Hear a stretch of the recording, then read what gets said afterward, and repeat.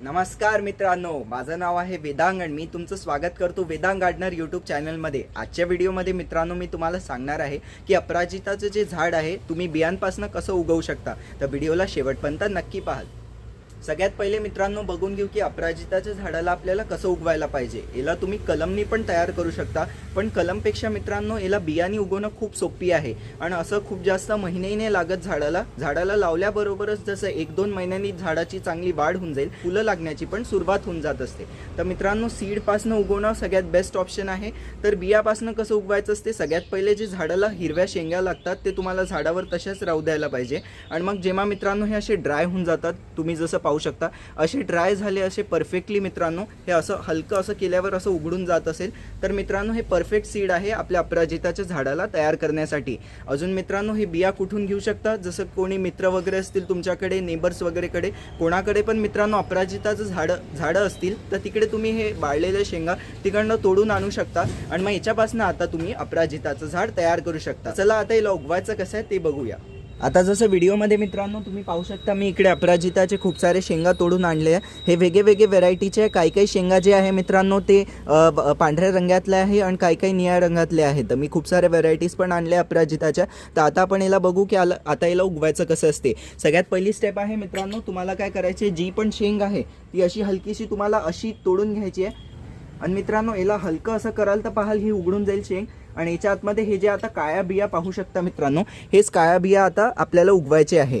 तर आता यांना उगवायचं कसं असते ते सांगतो। तर याच्यासाठी आता मित्रांनो पॉटिंग मिक्स तयार करायची आहे, म्हणजे आता झाडासाठी माती तयार करायची आहे। तर मी माती आधीच तयार करून ठेवलेली आहे मित्रांनो।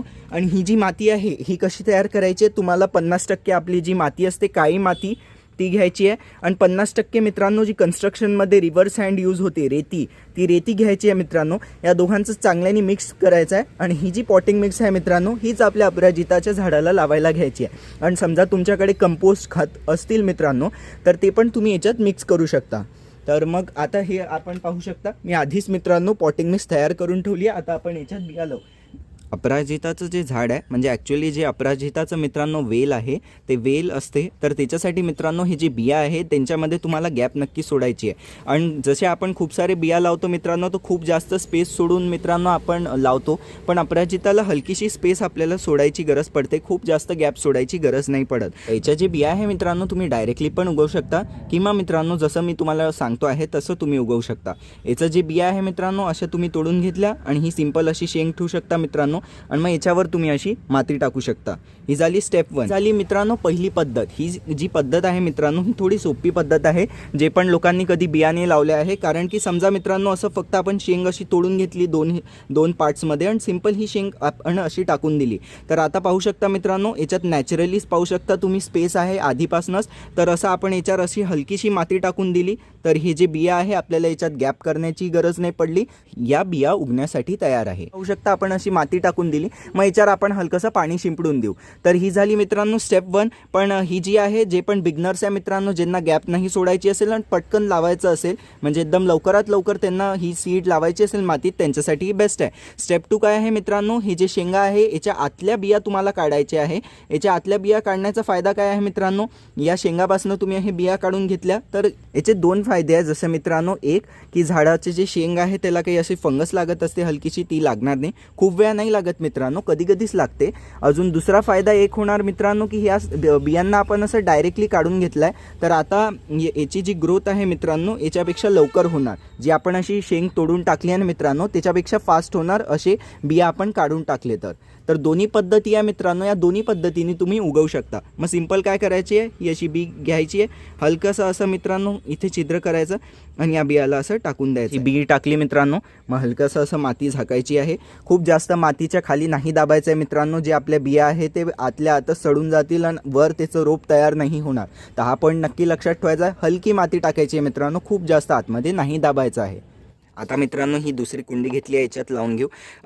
तुम्हाला काय करायला पाहिजे मित्रांनो, माझ्याकडे हे रिकामे पडल्या होत्या कुंड्या म्हणून मी मोठ्या ह्याच्यात लावलं. तुम्हाला समजा बिया लावायच्या मित्रांनो, तर मग अशा जे लहान कुंड्या असतात मित्रांनो एवढ्या साईजच्या, हेच तुम्हाला घ्यायला पाहिजे. याच्यात कसं बिया लवकरही उगतील आणि मित्रांनो ते गळतीलही नाही, म्हणजे आतल्या आत मातीमध्ये सडून जातात खूप वेळा बिया, तर तेही नाही होणार. आणि मित्रांनो झाडाची वाढ पण लवकरात लवकर होणार. आणि मित्रांनो याच्यात कसे मुळांची पण वाढ खूप चांगली होणार. म्हणून मित्रांनो असे पॉट्सच तुम्हाला घ्यायचे लहानशे बिया उगवण्यासाठी.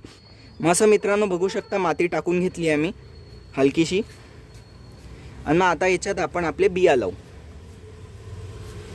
बिया घेऊन घेतल्या मित्रांनो, जसं पाहू शकता हे अपराजिताच्या आतल्या काढल्या. स्टेप 1 सांगितली होती मित्रांनो डायरेक्ट शेंग ठेवण्याची. स्टेप 2 आहे हलकंसं असं तुम्हाला याच्यावर मातीवर ठेवून द्यायचे अशा बिया.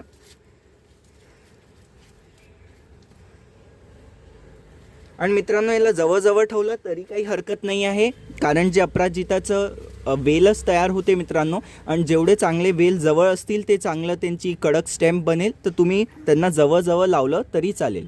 आता मित्रांनो पाहू शकता बिया काढून ठेवल्या. तर सिंपल आपल्याला काय करायचं आहे, अशा बिया ठेवून द्यायचं आहे. जसं व्हिडिओमध्ये पाहू शकता जास्त आतमध्ये नाही दाबायचं आहे, तीच काळजी घ्यायची आहे. सिंपल असं जवळजवळ ठेवलं मित्रांनो तरी चालेल.